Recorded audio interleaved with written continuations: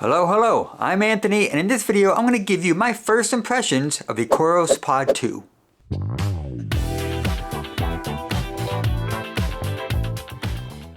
Okay, so a few months ago, prior to the LA Marathon, I had the opportunity to use the Pod 2. Oh my gosh, this is terrible. 1, 2, 3.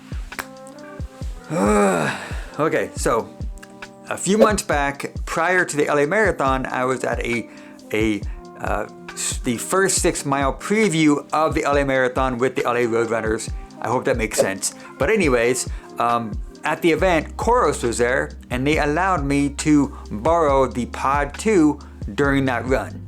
And for the few months prior to that, and up till the LA Marathon, I was actually using the Pace 2 as a loaner watch.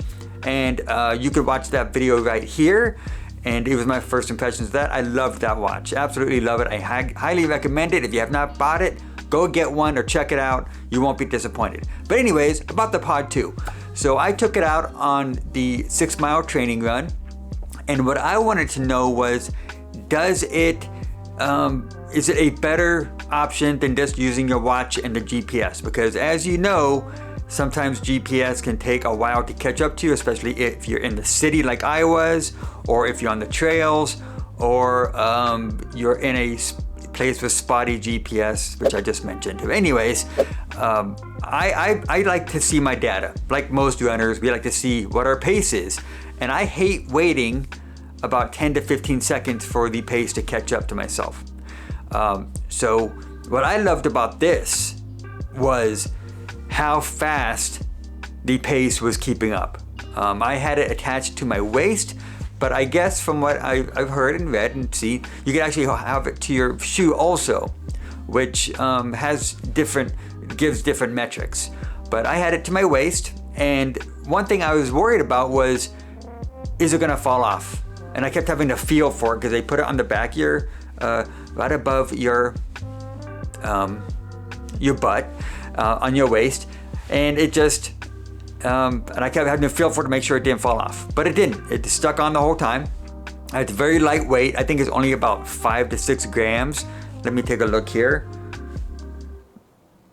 I guess I should have probably did this prior to starting the recording. Okay, like I said, it's only 5.6 grams, so super light. And so anyways, yeah, I took it out on my run. How did it go? I must say, friends, it was fantastic. As you see here, it changed about every 3 to 5 seconds. Super quick.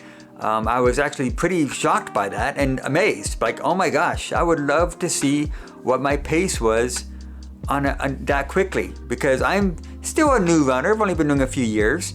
So I want to know, like, am I going the correct pace I wanted to? Especially when you have a training plan. They say, okay, you have to stick within this pace. That's what helped me a lot. So this jacket's getting in my way here. But anyways, yeah. So when it comes to keeping up with the pace, fantastic. So let's talk a little bit about the pace, not the Pace 2, the Pod 2, and see like a few things here. So the battery life is up to 28 hours. So you only have to charge it probably once a month, much like the watch. The Pace 2 that I had, the watch life lasted forever. So fantastic, good job on you, Coros. Next, the setup was super easy. I didn't actually do it at the event.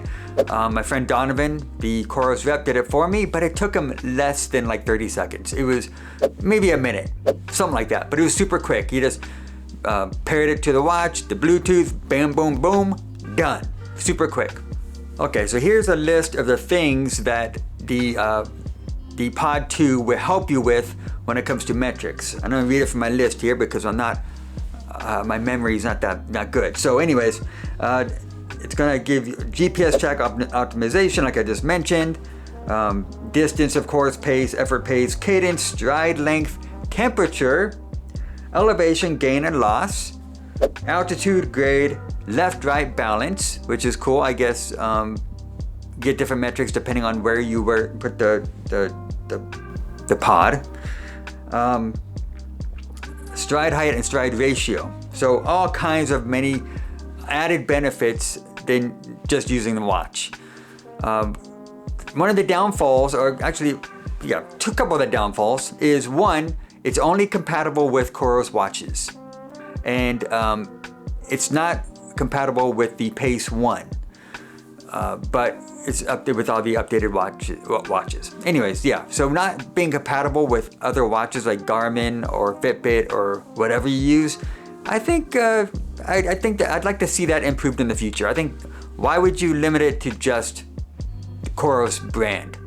Maybe that could be fixed maybe on the Pod 3, maybe.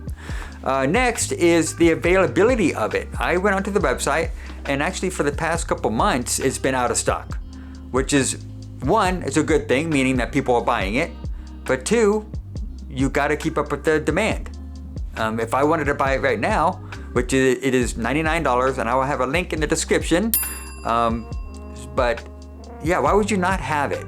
But hey, you know what? It's a new product for them. Maybe they're still trying to keep up with it. But anyways, I love the Coros brand.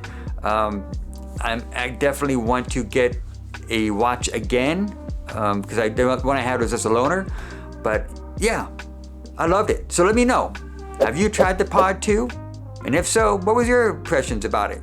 I personally love it, and I want to get it again. Maybe my wife would buy it for me for Christmas or something, because I like to see what my pace is immediately. I don't want to wait. I'm very impatient. What about you? I'm Anthony, reminding you to keep running for your best life.